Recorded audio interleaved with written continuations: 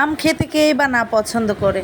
তো আজকে নিয়ে চলে আসলাম আম দিয়ে তৈরি করা একটি ডেজার্ট, যা আপনাদের সাথে আজকে শেয়ার করব। আসসালামু আলাইকুম ভিউয়ার্স, কেমন আছেন আপনারা? আপনাদের সাথে আজকে শেয়ার করছি আম দিয়ে একটি ম্যাঙ্গো ডেজার্ট, যা অতি সহজেই বাসাতে বানিয়ে নেওয়া যাবে এবং একবার খেলে শুধু মনেই পড়বে এটা খাওয়ার জন্য, বারবার খেতে মন চাইবে। তো আমি এখানে নিয়ে নিয়েছি জেলি।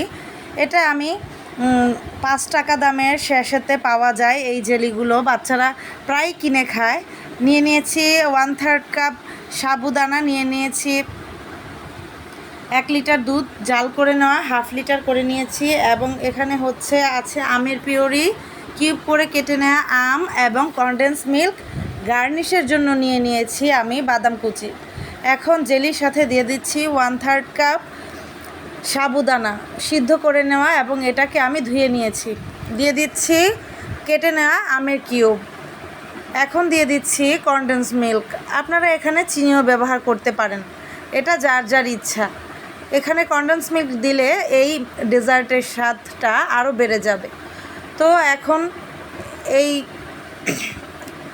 এই ডেজার্টের মধ্যে দিয়ে দিচ্ছি ঠান্ডা করে রাখা দুধটা। এটা আগে থেকেই আমি জাল করে নিয়েছিলাম। আপনারা আপনাদের পছন্দ মতো এটাকে ঘন করে নিতে পারেন, তবে একটু বেশি ঘন হলেই ভালো হয়। এখন দিয়ে দিচ্ছি আমের পিউরি। আমের পিউরিটা দেওয়ার ফলে এই ডেজার্টের স্বাদটা আরও দ্বিগুণ বেড়ে যাবে। এখন সবগুলো উপকরণ একসাথে মিশিয়ে নিতে হবে।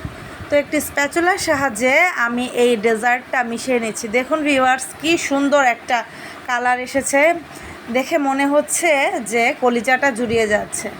তো আর যখন আপনি এটা খাবেন তখন তো একদম কলিজা ঠান্ডা হয়ে যাবে, আর বারবার আপনার খেতেই মন চাইবে। তো এভাবে যদি আপনি বাড়িতে এই ডেজার্টটা তৈরি করে নিতে পারেন, তাহলে আপনি বাসার মেহমান আসলে মেহমান আপনার প্রশংসায় পঞ্চমুখ হয়ে থাকবে। তো এই ডেজার্টটা আপনি ঈদের সাইড ডিশ হিসেবেও রাখতে পারেন। তো এখন পরিবেশনের পালা। আমি এখানে 2টি গ্লাসে পরিবেশন করে নিয়েছি, এবং উপরে কিছু কাজু বাদাম ও কাঠবাদাম কুচি করে কেটে নিয়েছি। কুচি করে কেটে দিলে আপনার এই ডেজার্টের উপরে দেখতে অনেক সুন্দর লাগবে, এবং আপনি ইচ্ছা করলে যে কোনো রকমের বাদামই দিতে পারেন। এখানে আমার কাছে কাজু বাদাম এবং কাঠবাদাম ছিল, তাই আমি এই দুটো বাদাম দিয়ে এখানে গার্নিশ করে নিয়েছি।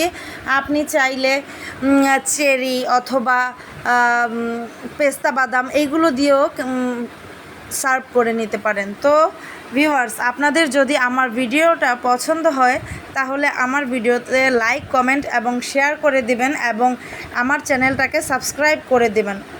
আসছে ঈদে আপনাদের জন্য এই ভিডিওটা আমার করতে একটু বেগ পেতে হয়েছে বাচ্চাদের নিয়ে। তো আজকের মতো এখানেই বিদায় নিচ্ছি। ভালো থাকবেন আপনারা, আর আমার চ্যানেলটা সাবস্ক্রাইব করে দিবেন এবং ফলো দিয়ে পাশে থাকবেন। ধন্যবাদ। তো আবার দেখা হবে অন্য যে কোনো ভিডিওতে, আর দোয়া করবেন আমার জন্য। আজকের